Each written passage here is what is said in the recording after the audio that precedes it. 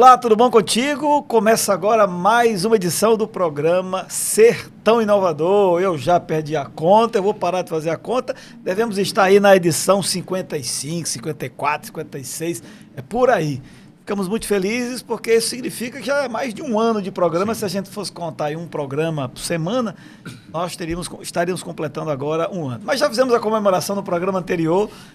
Nós queremos hoje, assim como todos os demais programas, primeiramente agradecer aos nossos patrocinadores, a Cardan Peças, que é uma das empresas que apoia o empreendedorismo na cidade através do apoio a este programa e outras iniciativas, assim também como a Mobile Imóveis, uma empresa na área, uma imobiliária aqui já na cidade, tal, não sei se é a mais antiga, mas já passaram aí dos 40 anos de mercado, que pode te ajudar na área imobiliária, contratação, alocação, compra e venda de imóveis. A quem aqui nós agradecemos o apoio a esse projeto. Também queremos agradecer à Universidade Federal, através da IAGRAN, que é a incubadora de empresas, que está disponível na universidade, hoje com 34 empresas incubadas, e se você, que é um jovem universitário, ou um jovem do ensino médio, ou que não está estudando, mas tem uma visão criativo do mercado, já percebeu alguma lacuna do mercado,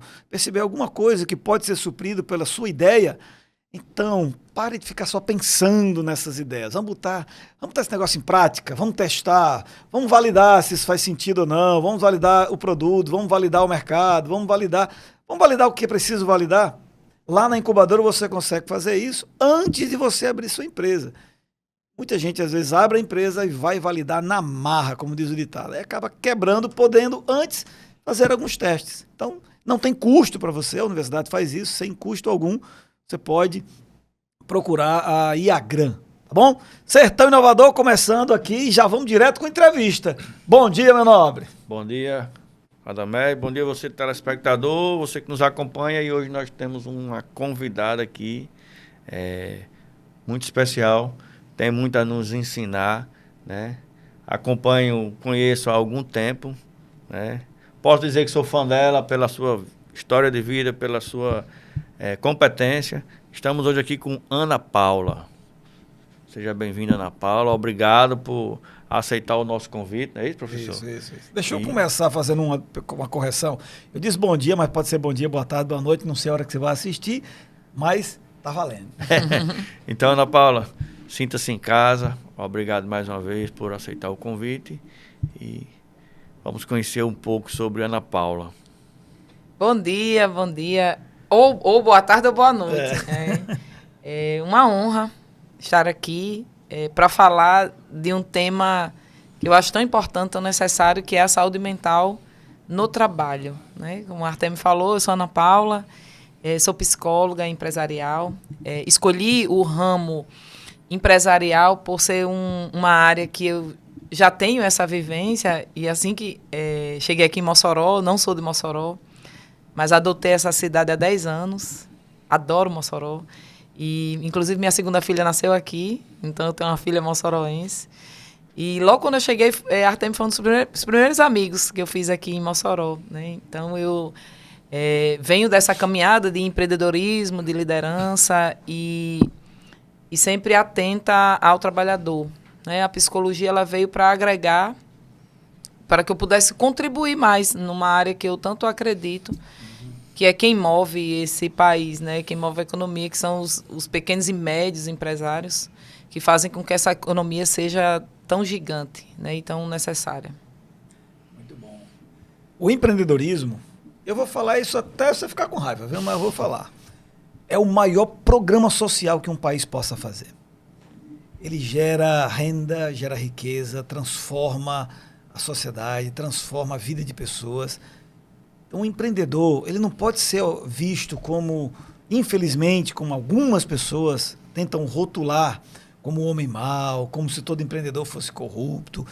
Empreendedor aqui eu estou falando principalmente aquele que é empresário, né? Porque tem aquela aí, empreendedor nem sempre é empresário, mas empreendedor pode ser também como empresário, esse público específico.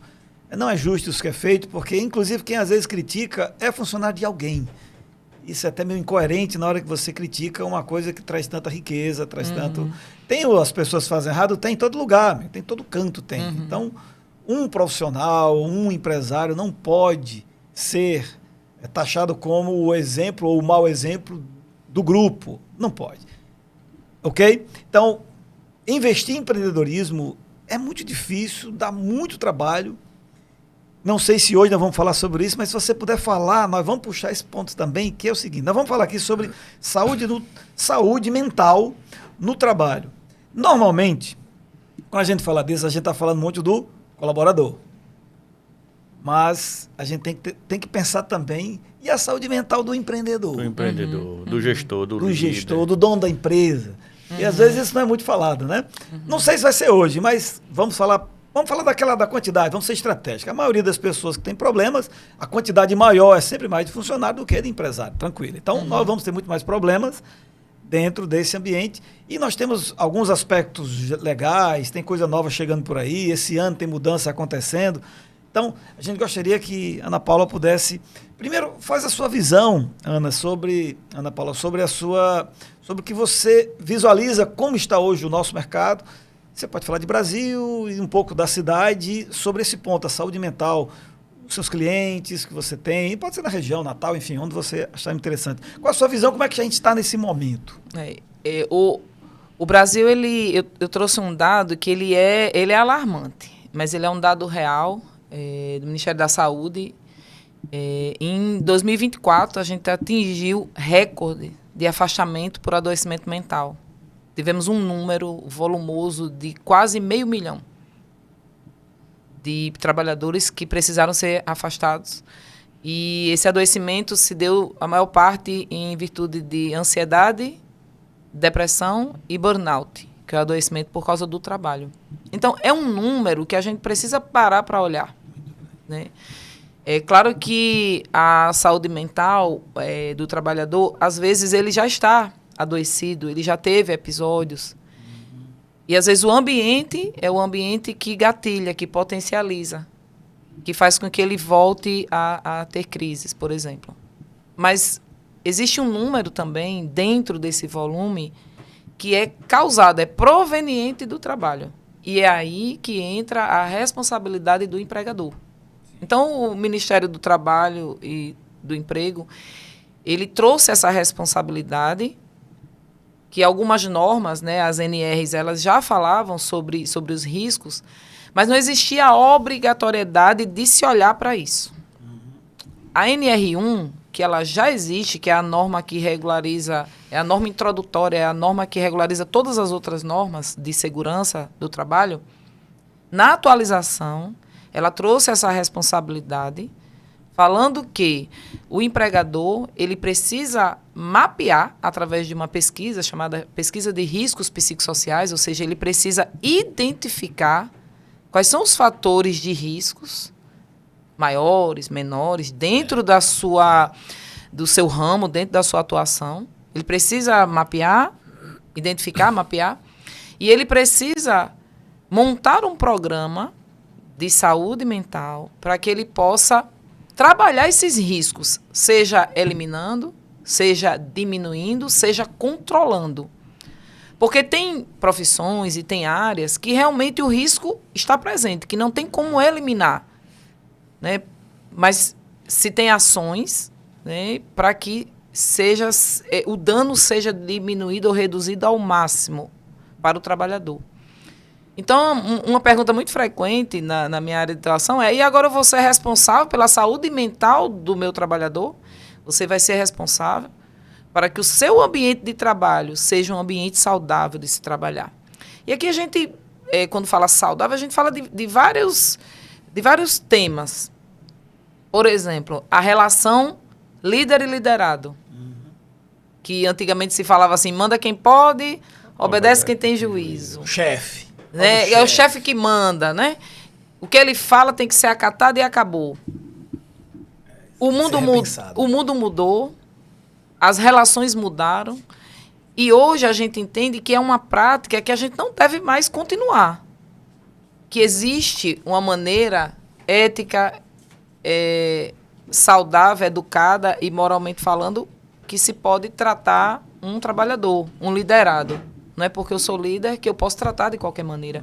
E hoje, os trabalhadores também estão atentos àquilo que é permitido e àquilo que não se permite mais nos dias de hoje. O que eu vejo e encontro nas minhas caminhadas e nos meus trabalhos é ainda a liderança baseado nesse mundo que mudou, achando que pode liderar também de qualquer maneira, tratar e falar de qualquer maneira, e achar que o constrangimento, que a humilhação faz parte da pressão, da entrega. Então, respondendo à pergunta dos empresários que falam assim, eu tenho que me responsabilizar pela saúde mental do trabalhador de forma individualizada? Não. Mas precisa-se ter um ambiente que seja saudável e que esse trabalhador não adoeça lá por causa das relações, por causa das cobranças de metas, muitas vezes abusivas, por causa da sobrecarga de trabalho, sem compensação, sem folga, sem férias. Né? E, às vezes a empresa tem como prática, às vezes, comprar as férias de forma contínua daquele trabalhador, porque é um trabalhador-chave, porque é um trabalhador que eu não fico sem.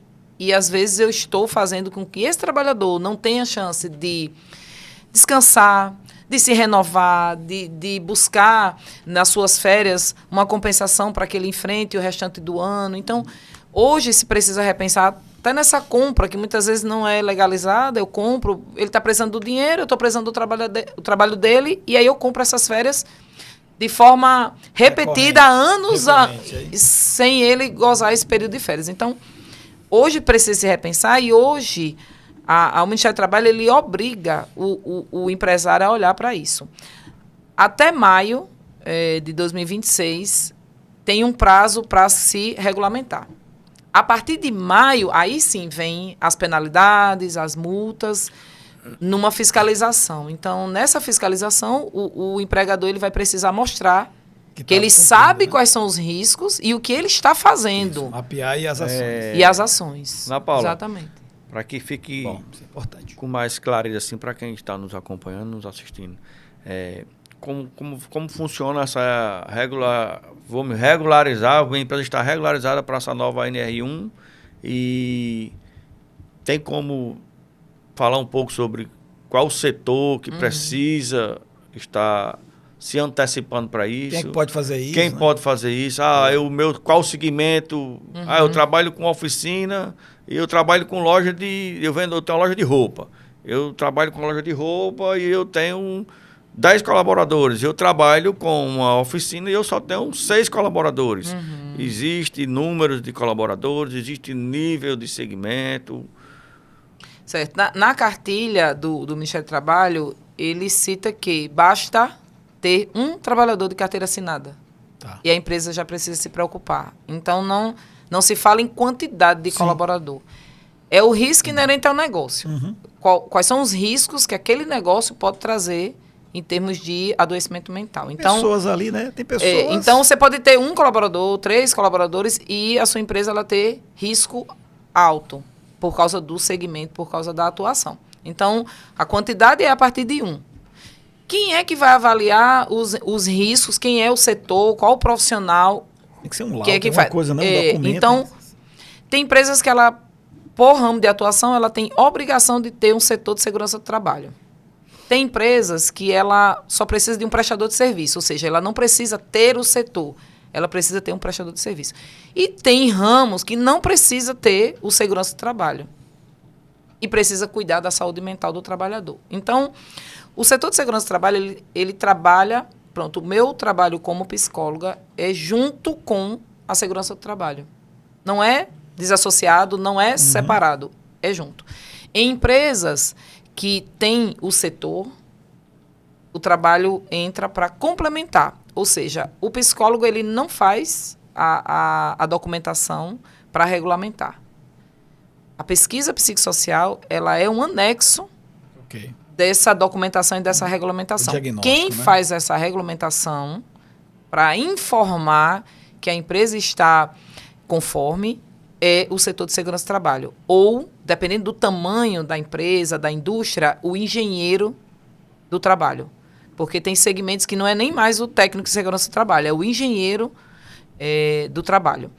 Então, o programa de saúde mental, ele faz parte dessa regulamentação. Então, em empresas que já têm o setor, é esse setor que deve acionar os profissionais de saúde mental. Então, como é que acontece normalmente? A empresa tem um setor ou um prestador de serviço de segurança do trabalho.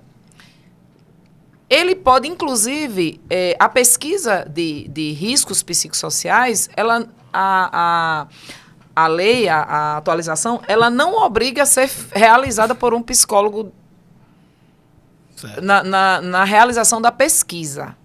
Não precisa ser psicólogo, basta ele ter capacidade técnica. A cartilha ela é bem clara. Não precisa ser psicólogo para aplicar a pesquisa. Agora, o programa de saúde mental, para que ele seja efetivo, para que ele atinja os seus objetivos, é importante que seja alguém da área de saúde mental, seja o psiquiatra, seja o psicólogo. Por quê? Porque é quem tem a formação técnica para cuidar do comportamento, para que se trabalhe nas empresas. Então, a aplicação da pesquisa pode ser feita por um profissional de RH, por um profissional de segurança de saúde, por um engenheiro do trabalho, por pessoas que tecnicamente entendem da ferramenta, do instrumento e sabe aplicar e apurar o resultado dessa pesquisa, dessa aplicação. Ok. Na hora de montar um programa, aí sim, precisa-se de um psicólogo. Cada empresa precisa ter um psicólogo contratado?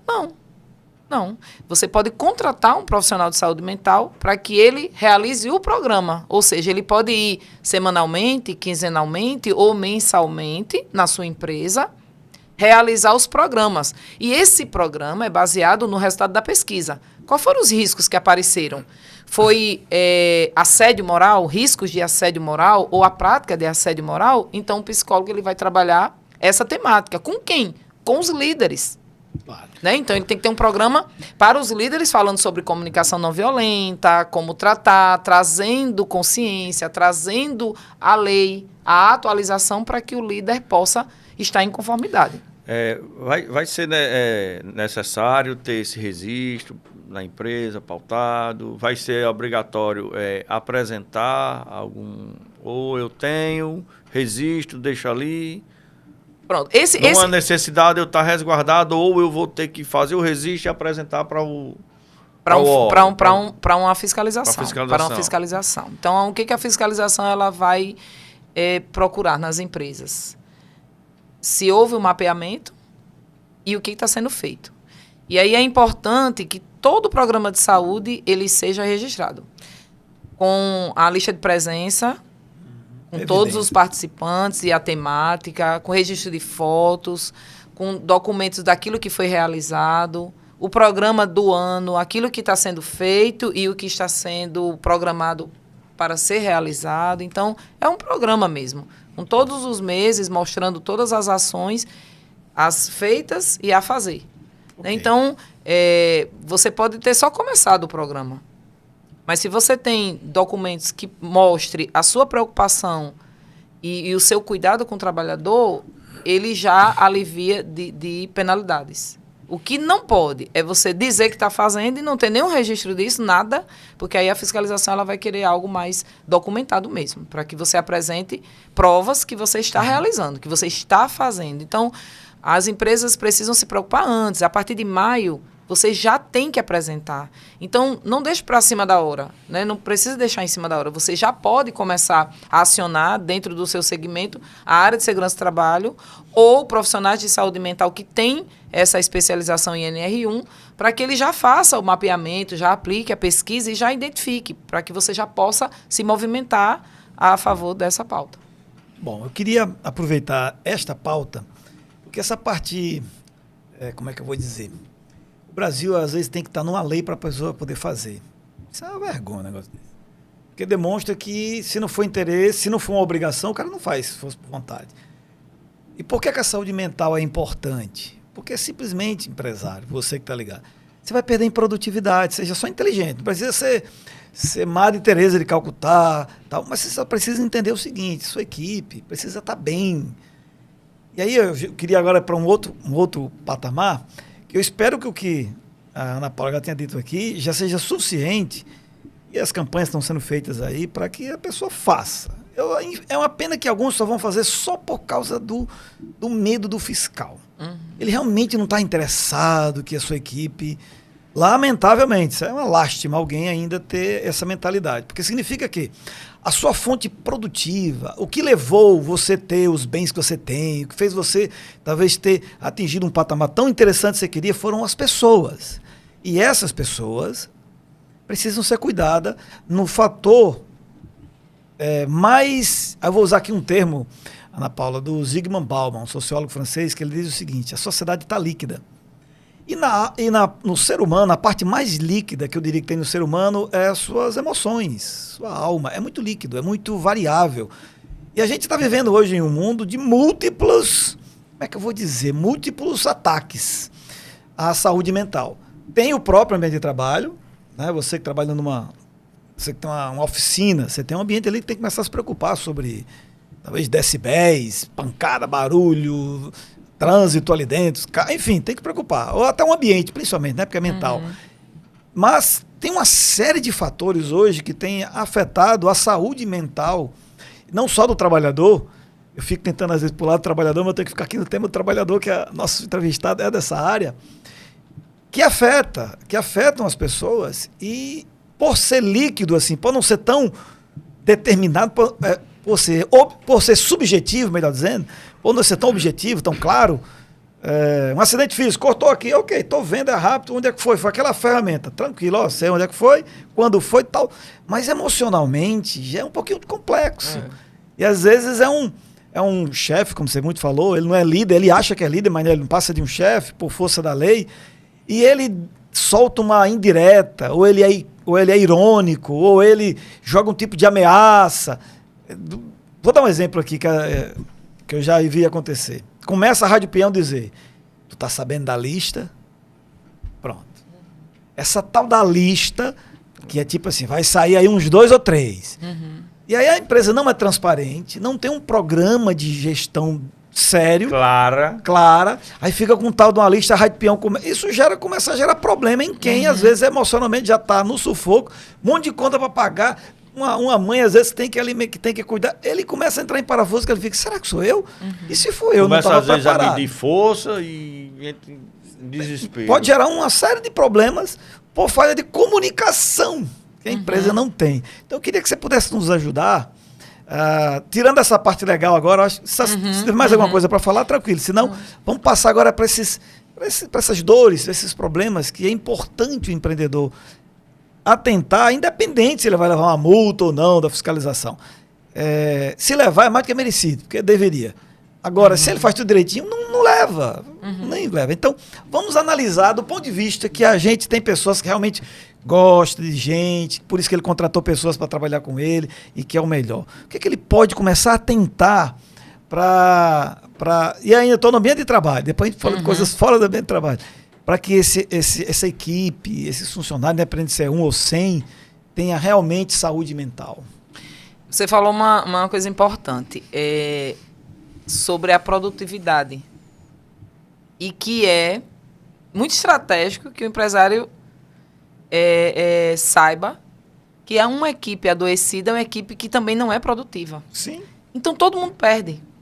Não há vencedor quando a equipe está adoecida. Então, o impacto da saúde mental do trabalhador, ele impacta diretamente nos resultados que aquele empreendedor, que aquele empresário quer para a sua empresa. Independente da função que ele esteja ali exercendo. Porque é uma corrente. Verdade. Chegou hoje, ele é novato na empresa, mas ele vai contribuir com o resultado. Porém, se ele não tiver clareza no que tem que ser feito, às vezes ele não faz e acaba não contribuindo como é para contribuir, e o resultado não tem como ser o mesmo. Não tem como você atingir aquele resultado. Então, por exemplo, uma mente saudável, ela tem mais foco e mais clareza. Quer dizer que o colaborador ele é mais rápido e ele comete menos erro quando ele está com a mente saudável. Sobre resiliência, uma pessoa equilibrada emocionalmente, ela passa por desafios em relação a prazo, frustrações. ela passa melhor do que um que não tem equilíbrio emocional. Né? Então, você vai cobrar meta, resultado, novas estratégias, mudanças. Quem está bem emocionalmente lida melhor com isso. Sim. Né? Em relação à criatividade, uma mente adoecida é uma mente bloqueada. Não consegue ter ideias, não consegue pensar, faz por fazer, só faz o que se orienta, não consegue pensar além do que está sendo executado, porque a mente há um bloqueio por adoecimento. Então, ter uma equipe com a mente saudável faz todo sentido se eu quero melhor processo, se eu quero menos erros, se eu quero a equipe interagindo bem. Paula, Né? é quando você fala sobre processo. O pior de tudo é que a gente ainda encontramos empresas que não têm um processo. Quando se não tem um processo, você chega no horário, sai no horário, né, trabalha ali, os 2 expedientes, mas se não existe processo, você não sabe nem o que está fazendo. E aí, às vezes, é porque tudo, para mim, parte do ponto de equilíbrio. Aí é quando o empresário ele chega com outras dores, aí não tem equilíbrio, e aí eu vou descontar em Ana Paula, porque a Ana Paula não está fazendo isso ou aquilo. Mas a Ana Paula não sabe nem o que é para fazer. Aí fica aquele ambiente, termina se tornando um ambiente doentio. Então, quando o ambiente está já doentio, aí não tem como. Queria fazer uma pergunta para Ana Paula, que me veio aqui, porque assim, tem fatores de saúde mental, uma enfermidade mental provocada pelos agentes ali, pelos líderes, às vezes pelo colega, falha de gestão, falha de processos, mas tem atividades que têm por natureza um certo grau de pressão que independe todo mundo é legal um com o outro, todo mundo entende, mas é um fator externo. O próprio ambiente às vezes exige, né, um grau de atenção muito alto, que aí às vezes não é que às vezes, assim, você tem que analisar. O meu entendimento é, cada pessoa tem que ser muito bem acompanhada, entendida no melhor que ela pode dar, dentro do que ela faz, porque nós não somos robôs, não são robôs. Mas às vezes as pessoas pensam assim, não, dá certo e vai. Então minha pergunta é, como gerenciar ambientes de pressão que não são aqueles criados pelo gestor? Porque às vezes o gestor bota uma meta que nem ele bate, ninguém vai bater, ele bota lá em cima só para parecer bonito no gráfico. Aí depois estressa todo mundo. Não é esse tipo de análise exagerada. Não significa dizer que você tem que botar também meta baixa demais. Acomoda, gera um outro problema. Mas a meta tem que ser negociada, tem que ser vista com todos ali e tal. Não é nesse ponto. Eu falo aqui ambientes de trabalho que, por natureza da atividade, requer, às vezes, uma certa atenção por conta da atividade. Como nós, e é independente, é isso que eu queria, não sei se eu estou conseguindo elaborar a pergunta, mas como nós trabalharmos as pressões que vêm até nós, independente de serem criadas por um colega ou outro, que dá a ideia de que sempre é alguém que está criando. Às vezes não é. Às vezes a saúde mental vem por outras, uma má gestão emocional diante das pressões. Então, como é que você poderia falar nesse aspecto? Nesse sentido, tem alguns ramos que são bem desafiadores e que têm índices de adoecimento alto. Por exemplo, o ramo da própria saúde. Os profissionais de saúde estão adoecendo muito. Isso se dá exatamente por essa pressão, por essa cobrança de salvar a todo custo, por plantões ininterruptos, sem folga, né? Noites sem dormir, com dia de trabalho, por às vezes ter 2, 3 vínculos, por uma necessidade econômica. Então, a gente tem sim algumas áreas que têm um fator de adoecimento maior. Isso se dá pelo próprio ramo, né? Por exemplo, eu tenho na minha cartela de clientes, empresas, vários segmentos. Loja de varejo, oficinas, construtoras, imobiliárias, funerário. Então, por exemplo, você que vai trabalhar na área funerária, é uma área que tem uma questão emocional muito alta. E aí as pessoas que trabalham lá, elas precisam ter uma clareza e um sentido muito grande para lidar com a morte, porque ela vai fazer isso rotineiramente. E para alguns tudo bem, tá tudo certo, não tem dificuldade. E tem pessoas que lidam muito mal com esse tema. Então, imagino que deva ter. É muito comum eu chegar na empresa e perguntar quem cuida das pessoas e, assim, não ter alguém preparado, específico, para cuidar das pessoas daquela empresa. E, às vezes, é o financeiro, é o gerente, é o supervisor, é o próprio diretor com 1000 atribuições, quem está cuidando de quem entra, de quem sai, e por isso mesmo não consegue ter esse olhar, não consegue colocar as pessoas certas nas funções certas, porque existe uma questão também de perfil comportamental. Se eu faço o que eu naturalmente tenho habilidade para fazer, eu vou me sentir melhor. Se eu me coloco numa situação, numa profissão que eu não tenho a menor habilidade, aí eu vou me sentir incapaz, incompetente. Muitas vezes é só ajuste de perfil. Então, quando eu coloco as pessoas certas, no lugar certo, respeito pausa, respeito a própria dificuldade da função, que tem função que ela é extremamente estressante. Então, quando eu reconheço isso, eu, empresa, que aquela função ela é estressante por natureza, então eu preciso pensar nas pausas, nos revezamentos, nas estratégias para relaxar. Então, eu posso trazer para o ambiente de trabalho técnicas, estratégias para atenuar. Não vai resolver porque a própria função é uma função que estressa, é uma função que fadiga mais. Tem funções mais leves, mais operacionais, e tem funções que são extremamente perigosas. Né? E é nesse ponto que a gente precisa ter um olhar diferenciado. Se ele tem uma função que envolve risco, inclusive risco de sua própria vida, é uma função que tem um nível de estresse alto. E aí, o que fazer? Quais são os profissionais que eu preciso colocar lá e como cuidar desse profissional para que ele não adoeça? Então, cada ramo, cada segmento tem os seus próprios desafios. E como empreendedor, como líder, eu preciso entender quais são as especificidades, quais são as particularidades da minha área, para que eu possa trazer a melhor experiência para o meu trabalhador e diminuir o risco máximo. Às vezes eu não posso tirar o risco. Eu não posso tirar o risco. Né? Mas aí eu posso controlar, eu posso cuidar desse risco, tendo uma área de segurança atuante, não só de documento, não só... porque culturalmente a gente usa cinto de segurança para não ser multado. O cinto de segurança ele não é para isso. Culturalmente... eu não vou beber dirigindo porque eu vou ser pego na lei seca. Você pode beber... Mas não é isso. Tem gente que bebe na segunda, terça e quarta. Quando chega na sexta, eu não posso beber não, porque hoje tem lei seca, né? Quer dizer então, que na segunda, na terça, na quarta... Né? E aí quando eu não tenho fiscalização... Então, assim, a gente culturalmente, a gente tem esse comportamento... Eu ia puxar esse assunto, culturalmente a gente tem esse comportamento de só fazer por causa da multa, de só fazer porque eu vou ser pego, só fazer porque eu vou ser penalizado. No programa de saúde mental... culturalmente, o comportamento é o mesmo. Eu vou fazer para não ser multado. Só que eu esqueço da falta de produtividade, de engajamento, da rotatividade. Quanto que custa girar uma equipe 3 vezes no ano?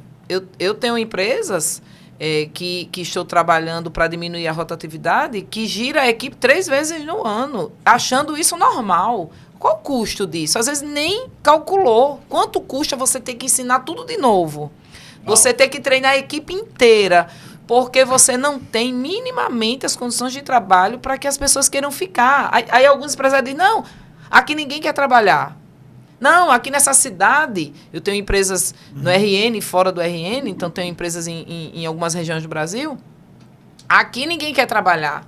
Então por que a equipe de certas empresas duram e na tua empresa não dura? Ah, é do segmento. No meu ramo é assim. E por que em algumas empresas desse mesmo ramo as pessoas ficam e na tua não ficam? Então, quando eu começo a culpar o trabalhador e digo que ninguém quer trabalhar, eu paro de olhar aquilo que eu posso melhorar como empresa. Você nem faz nada. Tem a rotatividade? Tem. Nem todo mundo vem para ficar e tá tudo bem.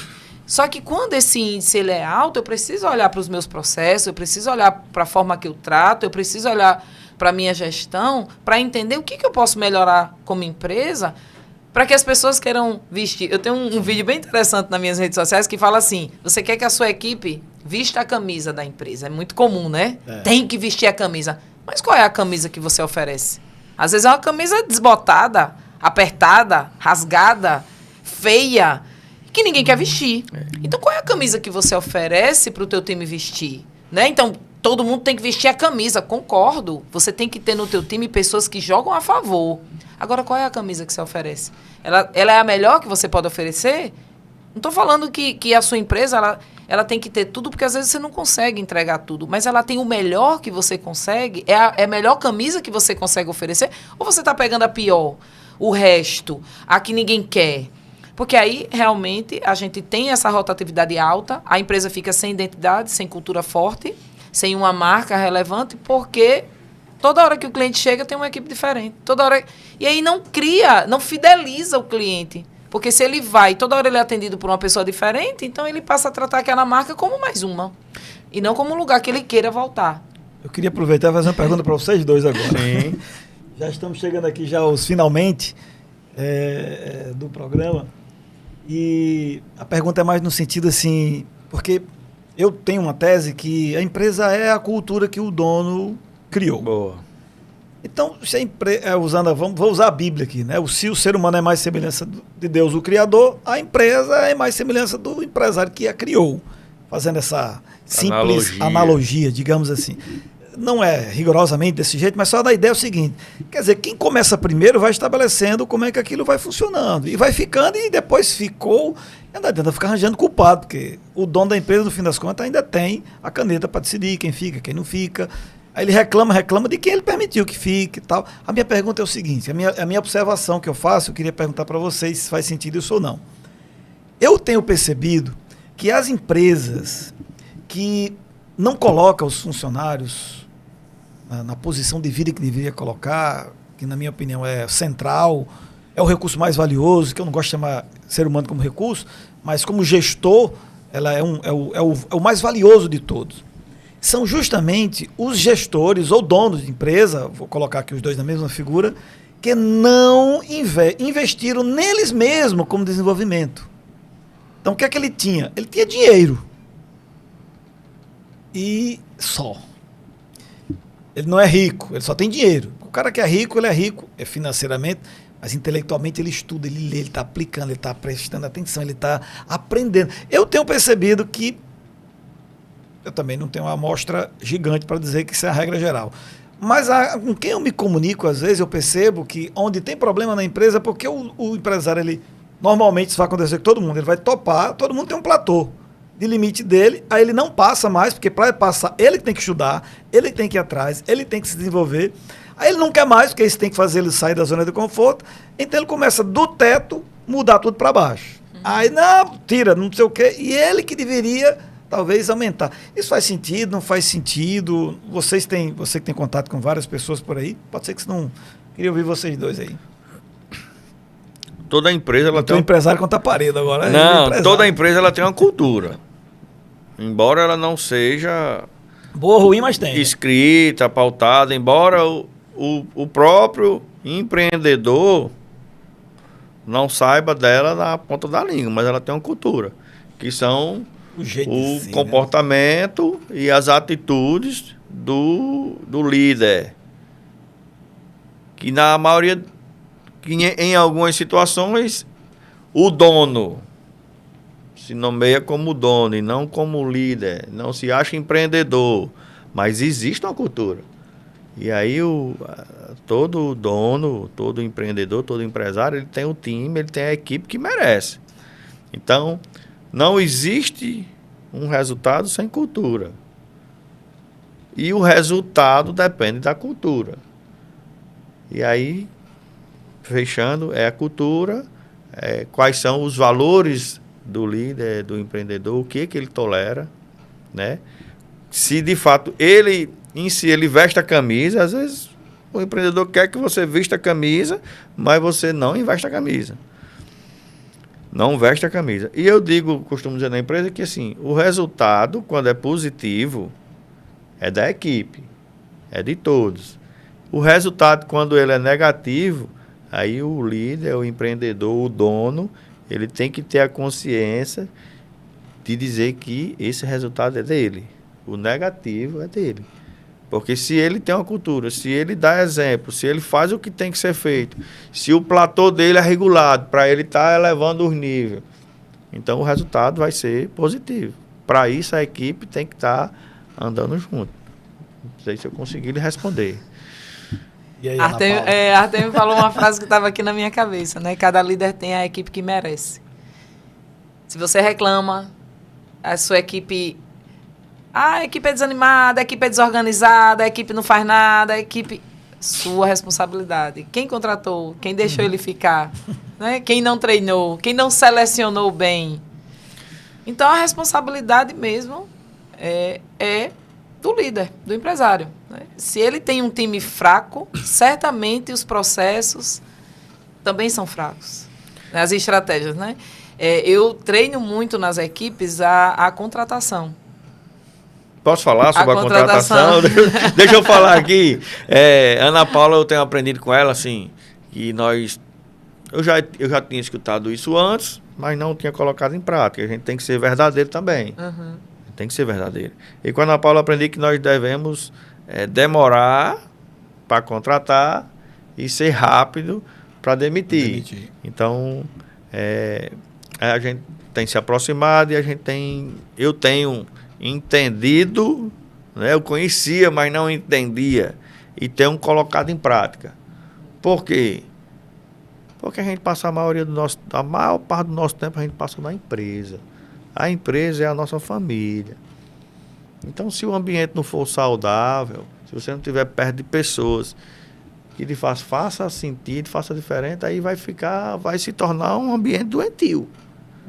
Não é? Então, assim, para 2026, a gente conversando, então, rapaz, a gente pensa em milhares de coisas.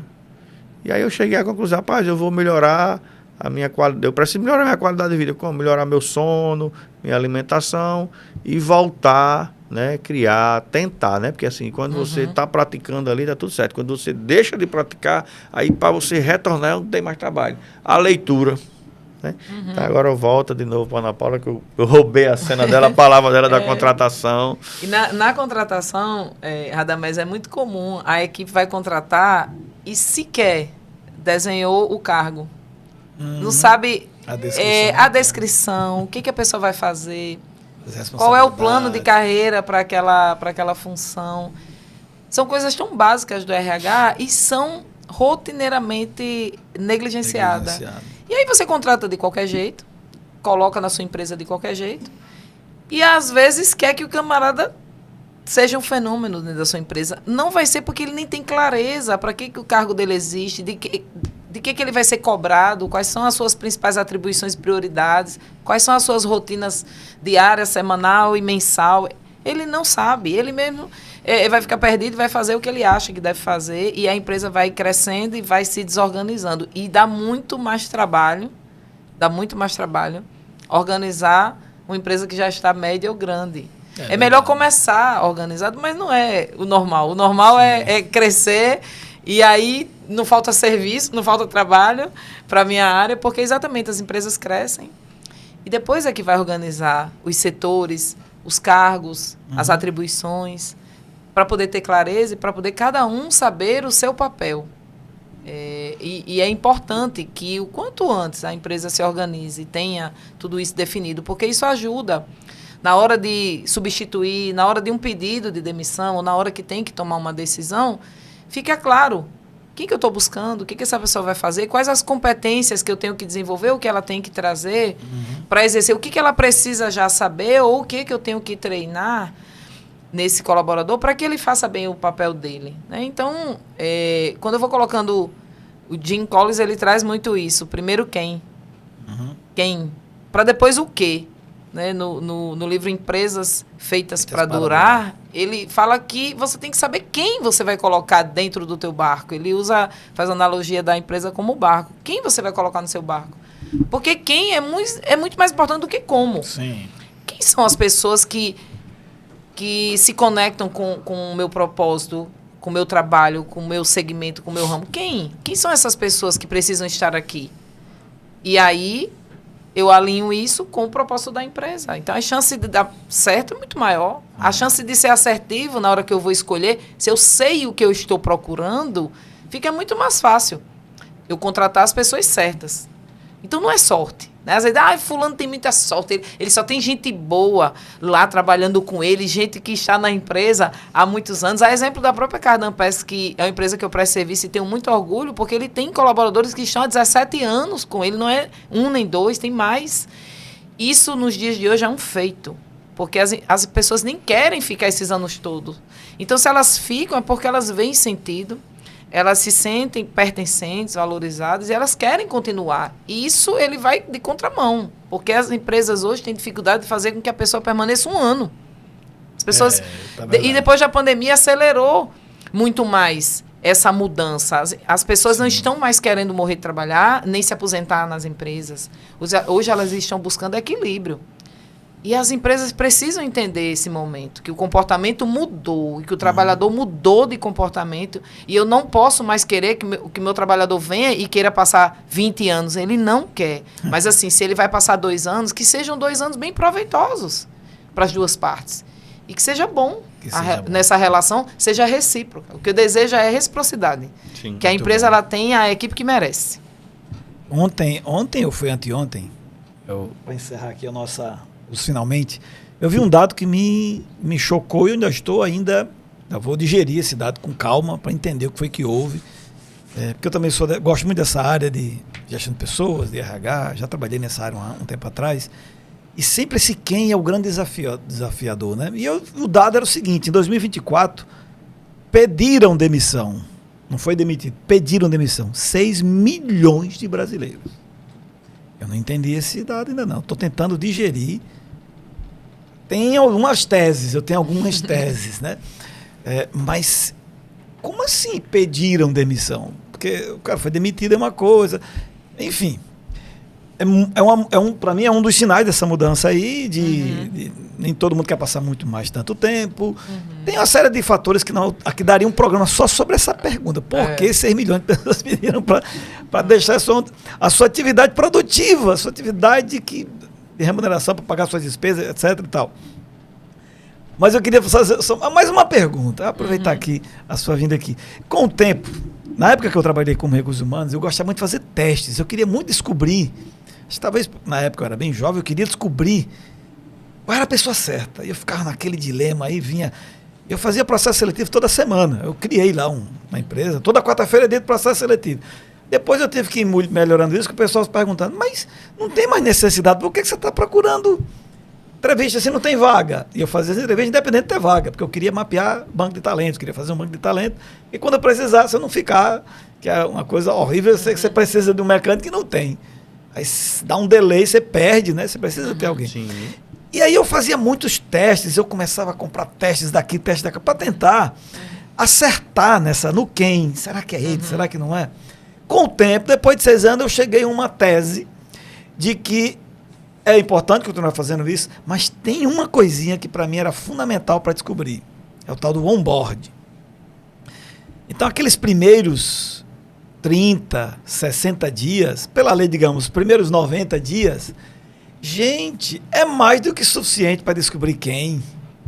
É mais do que suficiente se a empresa criar um sistema de análise, de acompanhamento. Não é assim, pronto, você foi aprovado. Tá? Aí, campeão, seu computador aquele, se vire. Tem esse tipo de onboard do TV, o te vira, vá fazendo, depois a gente vai conversando. Isso aí é uma tragédia, isso é uma desgraça. Você não sabe quem é a pessoa, aí depois você vai demiti-lo, porque culpa sua mesmo que não estabeleceu uma série, porque também não tem descrição, etc. Mas digamos que você tenha tudo isso, gente, 30 dias já dá para saber. 30 dias convivendo, como não tem como.